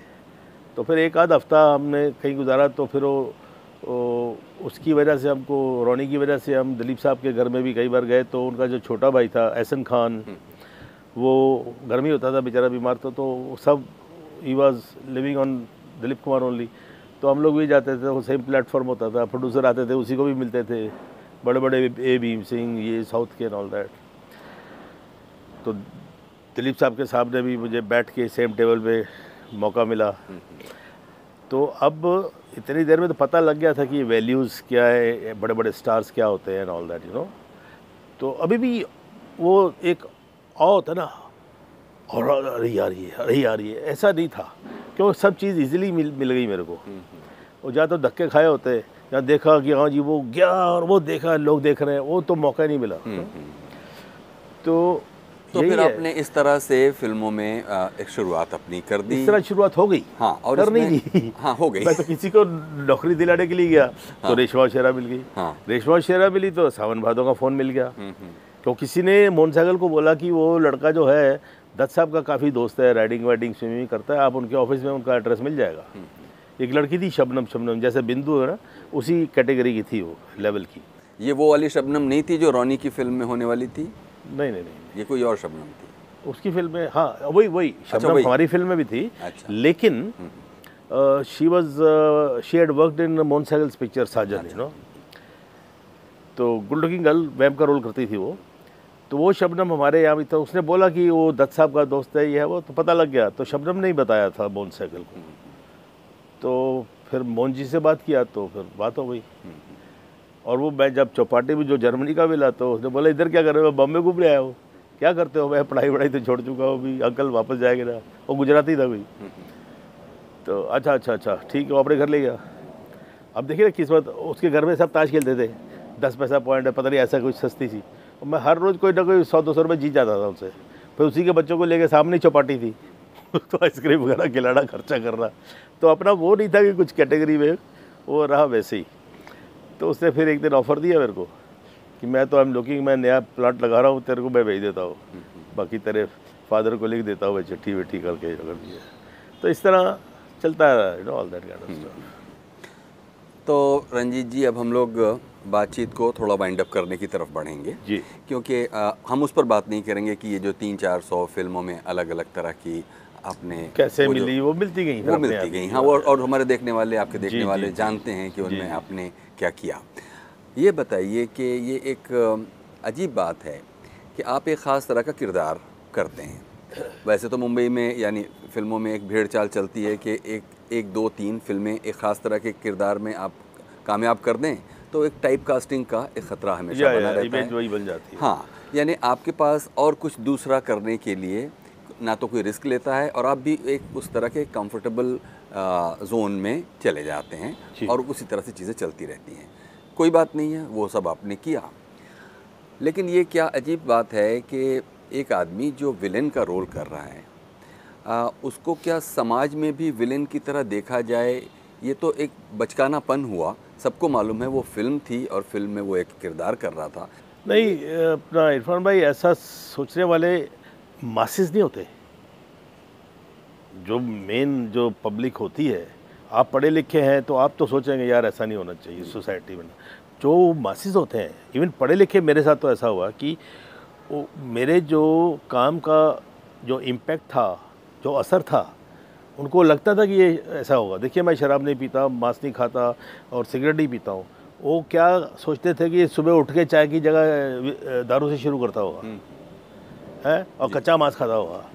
तो क्योंकि जो मेरे रोल मेरे उन दिनों बड़े क्रूड रोल होते थे, सिगरेट से जलाना, सिगार से जलाना, प्रेग्नेंट औरत को कुचल देना, या पकड़ी बालों से पकड़े काट देना, know all that kind of ऐसे रोल थे। और बड़े जस्टिफाई हुए लोगों ने, वो जब वो रोल देखे मेरे को, तो उनको थोड़ा वो नफरत तो नहीं, डर हो गया। अब देखिए, जब प्राण साहब का हमने सुना है कि किसी लोग अपने बच्चों का नाम प्राण रखते नहीं थे, तो किस लिए कि रोल अपना इम्पैक्ट छोड़ जाता है। हीरो के लिए ताली क्यों बजती है? जो मासिस होते हैं वो कर नहीं पाते हैं, जो हीरो करता है तो समझते हो, अपने आप को उसमें रिलेट करते हैं कि मैं होता तो यार काश मैं भी कर सकता था। तो ये जो इसमें कोई बुरी बात नहीं है, अगर वो मेरी इमेज वैसी थी, उसके लिए मेरे को लोगों लेते थे कि मेरे को इस्टेब्लिश करने की ज़रूरत नहीं है। आज भी मैं कई बार गेस्ट रोल भी करता हूँ, तो मुझे इसलिए लेते हैं, पैसे भी ज़्यादा इसलिए देते हैं कि उनको फुटेज वेस्ट करने की ज़रूरत नहीं है कि विलेन को इस्टेब्लिश करना है, पहले कुत्ता आया, फिर शेर आया, या बिल्ली आई, या सिगार का धुआं आया। रंजीत आया तो बस अरे आ गया यार, अभी देखते हैं क्या होता है, यू नो। तो ये इमेज का फ़ायदा प्रोड्यूसर डायरेक्टर उठाते हैं कि वो फुटेज वेस्ट नहीं करनी पड़ती, उतनी फुटेज में तो एक गाना निकाल देंगे वो लोग। तो ये इमेज जो बन जाती है, उसके लिए जो अपनी प्राइवेट लाइफ है, उसमें सोशल लाइफ जो है, उसमें असर तो होता है। फिर जब लोग मिल जाते हैं तो बहुत ज़्यादा अच्छे दोस्त बन जाते हैं। अब मैं जब पार्टी में या कहीं भी, अभी भी आजकल भी किसी को मैं बोलता हूँ कि मैं नहीं, शराब नहीं चाहिए यार मेरे को, या नॉन वेज, तो मेरे को समझते मजाक कर रहा हूँ। और फिर ऊपर से डालते यार पंजाबी हो गए, मटन नहीं खाते हो। कोई ज़रूरी थोड़ी है, मेरे घर में तो लहसुन भी नहीं खाते थे मुझे याद है, तामसी फूड बोलते थे। मैं तो दूध दही मक्खन में पला हूँ। और जब मैं बहुत काम करता था, मेरे आइस बॉक्स में 3 आइस बॉक्स होते थे मेरी गाड़ी में। एक में तो दारू वारू, एक में सोडे वोडे, और एक में मेरे मिल्क शेक और लस्सियाँ और ये होते थे। और बात खाने की फुर्सत नहीं होती, 24 घंटे काम करता था, बोतल उठाए गड़गड़ पिया, चलो अभी किधर जाना, अभी रास्ते में पी लिया, रास्ते में सो गए। तो मैंने साहब इस तरह काम किया है, नो। और ये आप बोलते हैं ना पब्लिक में जो इम्प्रेशन पड़ जाता है, मैं आपको बताता हूँ। अभी मेरी बेटी जो उधर कर रही थी, दिल्ली में थी, अकेली थी बेचारी, तो यहाँ से ड्राइवर भेज दिया था, गाड़ी भेज दी थी। She was doing fashion designing, उसको मनीष अरोड़ा है उधर। अब दिल्ली के किस्से तो सुनते हैं जी, नोएडा में ये मर्डर हो गया, फलाने में ये किडनैप हो गया, ये वो फलाना। तो मैं फिर भी बड़ा वरिड रहता था, तो मैं हर सैटरडे संडे जाता था उसको मिलने के लिए। अब शी वॉज सिंगल, तो कहीं ना कहीं खाना खाने के लिए बाप को लेके जाती थी, चलो आज फलाने रेस्टोरेंट में, आज फलाने रेस्टोरेंट, जो सब मैंने दिल्ली के रेस्टोरेंट उसी ने दिखाए मुझे। तो मैं इरफान भाई जब रेस्टोरेंट में एंटर करता था, अब जवान लड़की, अब मैं एज तो किसी को छोड़ती नहीं है, हम 76 नाउ।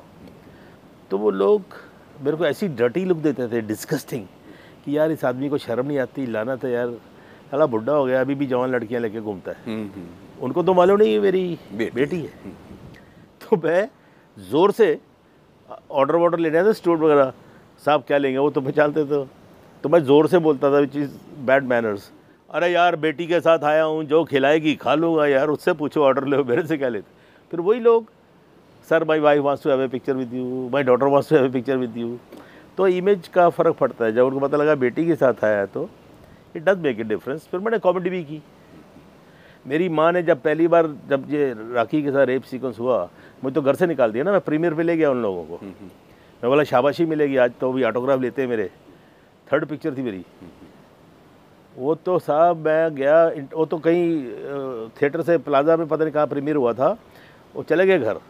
तो मैंने पूछा कहाँ ये लोग, बोले वो तो काफ़ी देर से सीटें खाली, सब फूफा फूफी चाचा चाची 8-10 सीटें थी पासेस। घर पहुँचा साहब, मैं अभी भी होटल बुक होता है घर जाके सोता हूँ।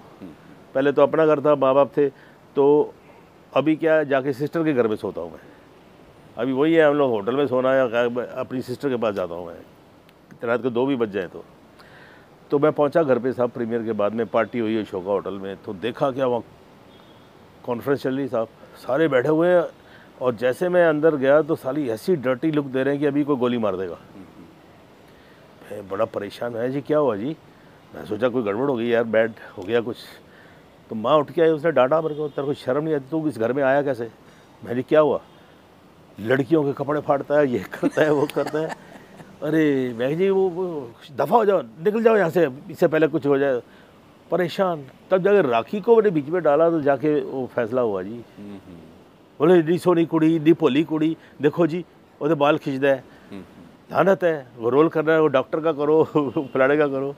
पहली बार मैं स्क्रीन पे मरा और मेरी माँ थिएटर में बैठी, जाके धाड़ मार मार के रोना शुरू कर दिया। क्या हुआ? मेरा पुत्र मर गया। वो सारे कहते कितने कहते वो, अरे फिल्म में जो नहीं मरा नहीं, वो तो नकली है रोल है। तो ऐसा था। ये देखिएगा कभी मैं जाता हूँ ना, सुबह ही किसी का गेस्ट भी होता हूँ, सुबह भाई चाय पानी मांगा या शरबत मांगा, वो दे दो। नहीं जी, या जी वोडका शैम्पन है जी, या फलाना है जी, या डिंगड़ा जी, या पता नहीं, दारू से शुरू करते हैं लोग। मैं बोला नहीं पीता हूँ, और नहीं कुछ नहीं होता यार, फिर इसलिए पकड़ लेता हूँ आजकल। तो आपने शुरू में कहा कि एक दौर ऐसा भी था जब आपको लगता था कि फुटबॉल खेल खेल के रंग भी कुछ काला हो गया, कुछ ऐसा, मैं कोई खूबसूरत काला तो अभी भी काला ही है, मैं कुछ ऐसी कोई खूबसूरती की दुनिया में कोई झंडे तो गाड़ नहीं रहा हूँ, फिर मेरा शरीर भी कोई ऐसा हीरो जैसा नहीं है। तो बहुत बढ़िया था मेरा। हाँ, लेकिन फिर एक ऐसा दौर आया कि जब रंजीत ही रंजीत थे, फिर आप अपनी शोहरत, फिर अपनी शोहरत से फिर आप खुद भी उसके प्यार में पड़ गए। नहीं, आप मेरे विश्वास कीजिए, मैंने कभी अपने आप को, अभी तक भी मैं ऐसा समझता नहीं कि मैंने कुछ अचीव कर लिया है एंड ऑल दैट, कि मैं एक्टर बन गया हूँ कुछ। तो मैं अभी भी, जो मेरे पुराने जो स्पॉट बॉयज़ होते थे, वो जैसे वो बुढ़े हो गए हैं, मैं भी हो गया हूँ, तो ऐसे ही मिलते हैं हम लोग, मैं कभी फील नहीं किया कि मैं एक स्टार हूँ एंड ऑल दैट। काम है, जैसे आपका अपना काम है, मेरा अपना काम करता था मैं, और कभी लाइफ प्लान ही नहीं की अब हीरो बन जाते हैं, अब कुछ और करते हैं, और रोल आते गए, करते गए, कुछ नहीं। और पैसा भी वो सेक्रेटरी लेता था, उसको रिटर्न में पावर ऑफ अटॉर्नी दी हुई थी मैंने, to buy sell do whatever you want to do. मैं सिर्फ काम का बड़ा मुझे वो था। मैं एक दिन में 8-8 शूटिंग की। मैं हर रोज़ सुबह श्रीनगर में होता था, और उसी शाम को मैं बॉम्बे में इधर बांद्रा महबूब स्टूडियो में होता था। एक दिन नहीं, 5-5, 6-6 दिन। वहाँ से 3-4 बजे एक फ़्लाइट आती थी, उसमें आना, इधर 2-2.5 घंटे पहुँचना, रात की शूटिंग, फिर सुबह 6 बजे की फ़्लाइट वाया दिल्ली श्रीनगर। तो वो एक दिन शशि कपूर बोलता, चलो रंजीत, बोलो यार अकेला कहाँ लंच करता हो? बोला वो तो बॉम्बे गया जी। तो इस तरह होता था। फिर हर रोज़ इधर बेंगलोर पैलेस में शूटिंग करनी, रात को इधर बॉम्बे में शूटिंग करनी। एक दिन नहीं, 8-8 दिन, और कभी थकता नहीं था। और मुझे चमचों का शौक़ भी नहीं था। और मेरे घर में तो 8-8 हीरो इकट्ठे एट द सेम टाइम होते थे। उन दिनों में तो अमिताभ भी वो क्या नाम लेते हैं, नीट रम पीता था, धर्म जी, संजीव कुमार, रणधीर कपूर, ऋषि कपूर, शत्रु, ये सब शाम को इधर ही इकट्ठे होते थे। कोई बैचलर थे, घर खुला था, स्टाफ था, बार नीचे ही थी। तो मैं घर पे आता था, बोले पंडित जी आ गए, कोल्ड कॉफ़ी लाओ इनके लिए। तो आई वॉज वेरी फॉर्चुनेट कि ये दिन देखने को मिले। कुछ हीरोइंस भी होती थी, चल भाई रीना तुम पराठा बनाओ, चलो नीतू सिंह तुम भिंडी बनाओ, मौसी बंगाली है तो तुम मच्छी बनाओ, ऐसे होता था। हम लोग जहाँ यहाँ पे बात कर रहे हैं, ये आपके घर की छत है समझिए। जी जी। इसमें आसपास और कौन रहता है? इस तरफ संजय खान रहते हैं, और उस तरफ महेश भट्ट है, और जेपी दत्ता है, वो फ्लैट है उनका। बाकी थोड़ा दूर उधर फिरोज़ खान रहते थे। बाकी धर्म जी, अमिताभ, अनिल कपूर वगैरह सब, डैनी, सब उधर जो स्कीम है अक्रॉस द रोड, वो सब उसमें रहते हैं। आपका रंजीत जी एक्टिंग करने का तरीका क्या है? मतलब आप कैसे करते हैं एक्टिंग? मतलब सबका अपना एक सिस्टम है एक्टिंग करने का। कुछ लोग मतलब आदत सी हो जाती है कि आदत की तरह एक चीज़ को कर देना, एक से दूसरे में कोई ज़्यादा वेरिएशन ना पैदा हो। नहीं, इरफान भाई, मैं समझ गया आपका सवाल क्या है। इतना मैं फ्रैंकली स्पीकिंग वो प्रिपेयर करने की ज़रूरत नहीं होती है मेरे हिसाब से। तो जैसे स्विच ऑन स्विच ऑफ, 24 घंटे अगर मैं डाकू बना तो डाकू नहीं रहता हूँ मैं। ये शॉट दिया, यहीं आके जिस हीरोइन का रेप कर रहे हैं, जिसके बोलेस करने की कोशिश कर रहे हैं, या वो नोच रही है, उसी के साथ फिर गप्पे शुरू होती हैं, जो क्रैक हो जाती है। हाँ सर आपका शॉट रेडी, चलो जी, फिर वही मूड अपना क्या क्यों क्या था कर दिया। ऐसे मेरा तो स्विच ऑन स्विच ऑफ वाली बात है। और I don't want to claim कि मैं बड़ा डूब जाता हूँ, ये हो जाता हूँ। मैंने तो बड़ी कोशिश की डूबने में। जब टीवी किया उल्टा हुआ मेरे साथ, पहले फिल्मों में आया, फिर टेलीविज़न किया, फिर स्टेज किया। और जब स्टेज किया तो सुना हुआ था कि स्टेज के जो एक्टर्स हैं कि हम तो रोल में खो जाते हैं, अगर कोई कैदी का रोल तो जाके जेल में चले जाते हैं सीखने के लिए, फलाना के लिए। देखिए एक छोटा बच्चा होता है, वो तो कोई स्कूल नहीं जाता, उसको कोई फेवर चाहिए होती है, वो कैसे अपने माँ बाप की, कैसे वो रो भी पड़ता है बिना ग्रेसेड के, और जैसे उसका काम हो जाता है वो हंस भी देता है। अब ये कोई एक्टिंग को कहाँ से सीखता है वो? तो ये आपके अंदर होती है। आपने, हाँ, you can train your voice, you can train your other aspects like fighting और क्या बोलते हैं, राइडिंग वाइडिंग, जो कुछ भी है, ये चीज़ें जो होती हैं, they are assets of the dancing. तो हमें तो अभी तक डांस नहीं आता फ्रैंकली। लेकिन कुछ चीज़ों को जो आपने अपने अंदर से ज़्यादा कल्टीवेट किया होगा, वो क्या चीज़ें थी? किसी एक ख़ास चीज़ पर जोर देकर जो आपका कमज़ोर एरिया था? नहीं, फ्रैंकली स्पीकिंग ये नौबत ही नहीं आई मेरे लाइफ में भी, इसलिए शायद मैं वहाँ नहीं हूँ जहाँ होना चाहिए था, या मेरे को कभी महसूस नहीं हुआ। फ्रैंकली स्पीकिंग पिक्चर आती है, बुड्ढे की भी आती है, बाप, मैंने जवानी में मतलब हेमा मालिनी के बाप का रोल भी किया, तो उसमें एक्शन घटअप हुआ, फलाना एक्शन, डाकू हुआ, पुलिस वाला हुआ। अच्छा, आई डोंट फील प्राउड कि ऐसे काम किया, but I have done it to the satisfaction of my directors. अच्छा, दूसरी चीज़ ये मैं एक ही मतलब इधर पहले बंगलोज में शूटिंग होती थी, तो नीचे डाकू बना हुआ हूँ, ऊपर पुलिस वाला इंस्पेक्टर बना हुआ हूँ, बस इधर लाइटिंग हो रही है तो ऊपर जाके शॉट दे दिया, इधर लाइटिंग हो रही इधर नीचे जाके शॉट दे दिया। क्यों, मेरे all heroes were you know दारू पीने वाले, तो हमेशा सुबह उठ नहीं पाते थे, आ नहीं पाते थे, तो मुझे उनके लिए शिफ्टें करनी पड़ी। फिर उन्हीं दिनों में शशि साहब भी हिट हो गए थे। शशि साहब हमको तो इंडस्ट्री बुलाती थी, ये टैक्सी हैं जी ये दोनों, एक एक घंटे वाले आर्टिस्ट पर सबका काम हुआ। आपने उस दौर के कुछ वेटरन एक्टर्स के भी साथ काम किया, उनके काम करने का तरीका, उससे भी तो कुछ आपने सीखा होगा। मान लीजिए इफ्तिखार का ही नाम लूँ, वो भी क्या स्विच ऑन स्विच ऑफ की तरह ही ऐसे था।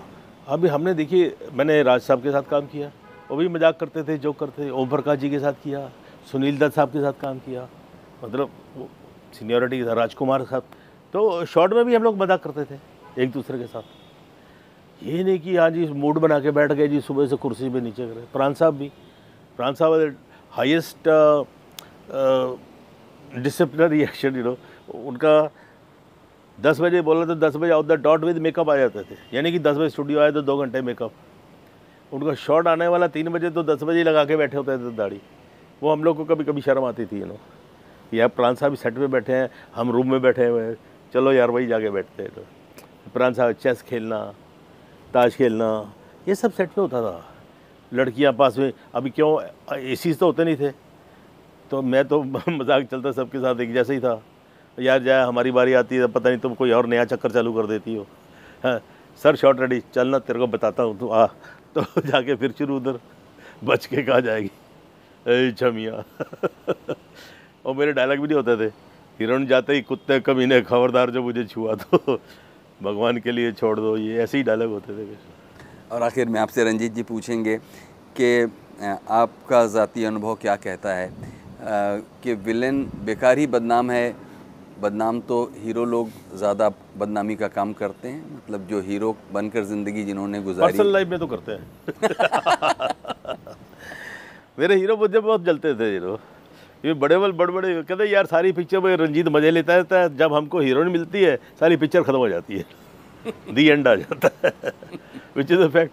कहानी ख़त्म हो जाती है ना, हीरोइन मिल गई तो आई वॉज वेरी फॉर्चुनेट कि मैंने, देखिए, उस जनरेशन के साथ भी काम किया, राज साहब की जो लाइनें थी, फिर बाद में धर्म जी के साथ में भी, फिरोज़ खान के साथ में भी, संजय खान के साथ में, फिर जितेंद्र वगैरह के साथ में भी, फिर राजेश खन्ना के साथ में भी, फिर ये अपना मिथुन विनोद मेहरा वगैरह सब आ गए उस रेंज में, फिर ये शाहरुख खान वगैरह आ गए, सलमान खान, इनके साथ भी काम किया।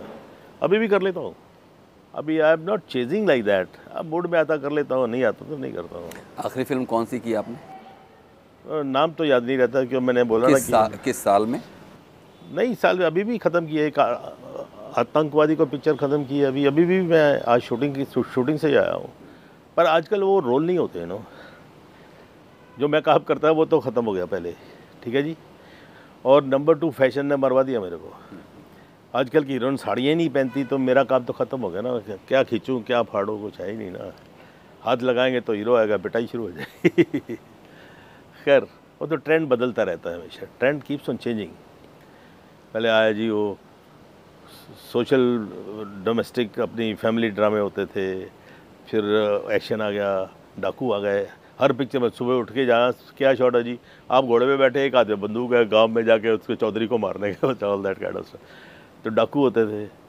और फिर उसके बाद में ये माइकल जैक्सन वगैरह आ गए, फिर ब्रूस ली आ गया। तो उसी टाइप से producer they keep on doing this. और अभी क्या टेक्नोलॉजी आ गई है, वह अभी शॉट देते हैं तो सीधा पहले मॉनिटर पे जाते हैं, क्या देखते हैं, देखिए अगर आप मैं एक ही फ्रेम में हैं, आपका शॉट ठीक नहीं हुआ तो दोबारा ले रहे जी, क्योंकि रॉ स्टॉक तो लगता नहीं। फिर और जाके देखेंगे तो बोले एक और, तो फिर मैं दोबारा किया तो मेरा ख़राब है तो फिर एक और लेंगे। तो मैं तो मॉनिटर पे जाता ही नहीं हूँ, आई लीव इट। डायरेक्टर ने ओके बोल दिया, अपना काम हो गया है, ख़त्म। और वो मेरा उधर ही स्विच ऑफ होता है, यानी कि वो दिन भर का काम घर पे लेके आ जाता हूँ मैं, तो वहीं पर ही मेरा उतारा ख़त्म हो जाता है। तो ऐसा आई डोंट नो ये ठीक है या नहीं ठीक है, मुझे नहीं मालूम, पर मैंने इतने साल जो काम किया है ऐसे ही किया है, हुआ। और पब्लिक ने बहुत प्यार दिया है, और प्रेस ने भी। और बाकी मैं ज़्यादा इतना मीडिया कॉशियस नहीं हूँ, आपने देखा होगा कि ज़्यादा मेरी कोई इंटरव्यूज़ और ये वो नहीं आती हैं, all that kind of stuff. लोग बोलते हैं आजकल तो कोई सोशल मीडिया का, उस पर आ जाओ ना, हमको आता नहीं है। व्हाट्सएप भी आता है, वो भी एक उंगली से टाइप करना बस चिढ़ा जाती है। तो रंजीत जी, हम लोग करीब करीब अब हमारी तरफ से सवालों का सिलसिला ख़त्म हुआ है। अगर आप कुछ और कहना चाहते हो तो आप कह सकते हैं। नहीं, आपने मुझे अभी याद किया है, और आपके साथ में अभी लकी की टाइम निकला तो बैठ गए। और ये ज़िंदगी की बातें होती हैं, एक ज़िंदगी का सफ़र है साहब, शेयर करते हैं हम, यही बातें कर सकते हैं। मैं और तो कोई बात नहीं कर सकता हूँ कि वो मिल थी या फलाना थी, उसका ये हो गया, उसका ये हो गया, या पॉलिटिक्स में तो बिल्कुल ही इंटरेस्ट नहीं है, और जो भी लाइफ ऐसी जी है कि कोई कंप्लेन नहीं कर सकता है, तो ऊपर वाले से बस यही एक दुआ है कि जब तक ज़िंदा है अपने हाथ से किसी का फ़ायदा नहीं है तो नुकसान नहीं होना चाहिए। जहाँ तक होश में ऐसा कभी तो हुआ नहीं है। मैं तो मेरे कमरे में मक्खी जब अच्छा रहता है तो कोशिश करता हूँ उड़ा दूँ उसको, ऑल दैट। एक बार तो एक कौवे ने कबूतर को पकड़ा और मैं उसको बचा नहीं सका साहब। ताजमहल होटल में था, मैं 7th फ्लोर पे। उसने जो पॉज किया और जाके पैरापेट पे गिरा जब ही, तो उसके फेदर्स को नोच रहा था कौवा, और मैं अपना रूम में से एक एस्ट्रे फेंका उसके पास। कौवा के तो ऐसे मारो तो उड़ जाता है, कहाँ उड़े जी, इधर उधर देखा फिर मार रहा उसको। इतने कबूतर बैठे थे, किसी ने बचाने की कोशिश नहीं की। मैंने फिर गिलास फेंका, इतने में मेरे को उल्टी आ गई। जब उसके पर वर उड़े ना जब, तो मैं वाज फीलिंग द पेन कि इसको कितनी पेन हुई होगी। तो इतने में माय फ्रेंड के, उन्होंने बोला यार लोग पकड़ के खुद ही काट के खा जाते हैं, तो रो रहे हैं, all that kind of stuff. तो आई एम लाइक दैट, कोई इमोशनल सीन होता है उसमें रो पड़ता हूँ मैं। आज मैं गाड़ी में देख रहा था, वो कोई होता है ना, ये जैसे हमारे यहाँ शो होते हैं ना, चाइल्ड आर्टिस्ट हुए या कुछ भी, जो गाने के या टैलेंट के शो होते हैं ना, तो अमेरिकन एक शो था, उसमें एक छोटी लड़की गा रही है, और जो उसको अपलॉज मिला, मेरी आंखों में खुशी की आंसू जिसको बोलते हैं, मैं यहाँ रो पड़ा, जो लेना देना कुछ नहीं गाड़ी में। तो I am very emotional and टची, ऐसा हूँ इंसान में। पर जब डाकू या विलन या कुछ भी बनता हूँ, वो आपने देखा ही है, जो कुछ भी है। जो भी काम करो सिंसियरली करो, नहीं तो मत करो, कहने का मतलब। अभी एक छोटा रोल भी, मैं अभी एक हाउसफुल 2 पिक्चर आई थी, उसमें 1 दिन का काम किया। अब याद वही रह जाता है। ज़रूरी नहीं कि 2.5 घंटे की पिक्चर में 2 घंटे आप होने चाहिए। जितनी देर भी नोटिस होना चाहिए कि हाँ यार वो करेक्टर था, वो था उसमें क्या कुछ है करके। अक्षय ने मेरी कॉपी की थी पूरी पिक्चर में, मेरा बेटा बना था। तो ऐसे है, चल रहा है। अभी भी रोल आते हैं, कुछ आते हैं, कर लेते हैं। आजकल तो चेंज हो गया है सब, फिल्म मेकिंग। गानों में गालियाँ होती हैं, डायलॉग्स में गालियाँ होती हैं, विच आई डोंट लाइक इट। अब फ्रीडम ऑफ स्पीच लेके जो चलता है, I don't think it is good for the coming generation. तो अब इस लंबे सफ़र के बाद ज़िंदगी जिस पड़ाव पर है और इसमें जो खुशियाँ और कामयाबियाँ और जो उपलब्धियाँ और जो शोहरत है, क्या आप अभी, क्योंकि ठाकुर रणबीर सिंह उर्फ रॉनी अगर न होते तो हम नहीं समझते हैं कि आपकी ज़िंदगी की गाड़ी इधर की तरफ आती, कैसे याद करते हैं आप उनको? वो आते हैं, मेरे पास रहते हैं हमेशा, अभी भी, and he still loves me, he is in touch with me, I am in touch with him. और रहा डेस्टिनी जो है ना, अभी देखिए आपने, रॉनी साहब की वजह से तो मैं आ गया बॉम्बे, लेकिन अगर वो लड़का नहीं मिलता मेरे को जिसको मैं दत्त साहब को नौकरी दिलाने गया था, मैं तो चला गया था ना। अब क्रेडिट उस लड़के को जाएगा, किसको जाएगा? रॉनी साहब की तो पिक्चर बनी नहीं, उनकी वजह से बॉम्बे आया, उसकी वजह से मुझे सारे बड़े बड़े एक्टर क्लोज रेंज में मिले। तो अभी क्रेडिट ये सब ऊपर वाले ने हैंडल घुमाता है। वो गाइड फिल्म का डायलॉग था ना, आना जाना कोई अपने हाथ में थोड़ी होता है, इंसान सोचता है मैं इधर चलूं, किस्मत कान पकड़ कर उधर ले जाती है, सोचता है उधर चलूं, नाक पकड़ कर इधर घसीट लेती है। तंग आकर मैंने तकदीर को पास बुलाया और पूछा, बता तू चाहती क्या है, तेरी रज़ा क्या है? तो कहने लगी, चुपचाप मेरी उंगली पकड़ कर चलो, सो वही देख रहे हो, आज यहाँ कल वहाँ परसों का, तो फिर चिंता किस बात की? समझ ले करने वाला कोई और है, नाम तेरा नाचने वाला तू है, धागे किसी और के हाथ। अब ऐसे डायलॉग आज कहाँ लिखते हैं? मेरा तो ऐसा इमेज था साहब, मेरी शादी नहीं होती थी ना, कोई भी अपनी लड़की कौन देगा रंजीत को? अल्टीमेटली जब हुई तो ये फैक्ट है, मैंने अपने माँ बाप से बोला मैं ये घोड़ी वोड़ी और फिल्म इंडस्ट्री की पार्टियाँ वार्टी नहीं करने वाला हूँ, शादी करनी है, दो दिल की बात है, आप बोलो तो आप मेरे भगवान हैं, वो लड़की के माँ बाप उसके भगवान हैं, आप आशीर्वाद दे दीजिए, शादी ख़त्म हो गई। पर अल्टीमेटली रिश्तेदारों को बताना पड़ता है। और जो मेरी बीवी की जो मासी थी, उसकी माँ ने उसको फ़ोन किया अपनी सिस्टर को कि हाँ जी उसकी शादी कर दी लड़की की। तो पहले शिकायत करते हैं ना रिश्तेदार, तो कर दी तो अभी बताने का क्या फ़ायदा है, क्यों की? फिर खैर किसके साथ की? बोले रंजीत के साथ। कौन रंजीत? वो जो फिल्म में है, तेरे को और कोई नहीं मिला? तो अपनी लड़की से इतनी दुखी थी, उसका गला घोट देती, जहर दे देती, उसको समुद्र में फेंक देती, यही मिला था तेरे को? कहती नहीं अच्छा है, वो खाक अच्छा है, लड़की को घर बुलाओ, उसके कपड़े वपड़े उतार के देखो, और रात को शराब पी के हंटर से मारता होगा उसको। तो ये तो इमेज थी मेरी। तो मेरी सास बोलती है, मुझे लगता है कि वो रंजीत को बुला के उसके कपड़े उतारने पड़ेंगे कि वो मेरी बेटी कैसी है, वो मारती होगी उसको। खैर ये is part of life you know, and मैं ज़्यादा इसके लिए ज़्यादा परवाह नहीं करता हूँ कि लोग क्या सोचते हैं। मैं यही है, अच्छा I am lucky that my kids also they don't feel ashamed of, they know this is role. आजकल चाहे इंटरनेट बोलिए या कुछ ही बोलिए, they are more intelligent than us, they have more knowledge than us you know, frankly speaking. तो एक तो वो मेरा एक टेंशन ख़त्म हो गई, और दूसरा इन माई प्राइवेट लाइफ आपको कभी ऐसा कोई शिकायत नहीं मिली होगी कि ये छोटापन, लुच्चापन, आवारापन, ये जो होता है जो सुनते हैं एक्टरों का, शराब पी के वहाँ गिर गए, वहाँ से लेके बदतमीज़ी कर ली, ऐसा कभी मौका नहीं आया। बस वही है कि मेरी वजह से मेरी फैमिली को शर्म नहीं आनी चाहिए। They should not feel ashamed. उनके जो बच्चे दोस्त हैं, उनके माँ बाप है, उनके घर है, अरे तेरे बाप ने ऐसा किया, तेरे, ये चीज़ें हैं। लेकिन ऊपर वाले की मेहरबानी ऐसा कभी हुआ नहीं मेरे साथ कि जहाँ मेरे को एम्बैरेसमेंट। मिनिस्टरों को भी मिलते हैं प्यार से, इधर आते हैं, ब्यूरोक्रेट्स भी आते हैं, पुलिस वाले भी आते हैं, ऐसा सर्कल है अपना, ऊपर सब प्यार करते हैं, they love to meet me, तो अच्छा लगता है। बहुत बहुत शुक्रिया रंजीत जी, आपने हमारे लिए इतना। थैंक यू जी, आपने याद किया मुझे, बड़ा खुश हूँ कि मेरे पास टाइम निकला तो आपके साथ बिताया, और इसी बहाने आपके ज़रिए जनता भी दे थोड़ा सा और प्यार मिल जाएगा। बहुत बहुत शुक्रिया। Thank you very much, you are most welcome. गुफ्तगू में आप देख रहे थे मशहूर अभिनेता रंजीत को। कुछ कहना चाहते हो इस एपिसोड के बारे में तो हमें लिखिए ज़रूर feedback.rstv@gmail.com पर। और इस हफ्ते जो हमें प्रतिक्रियाएं मिली हैं उनमें से एक प्रतिक्रिया फिलहाल आपके लिए।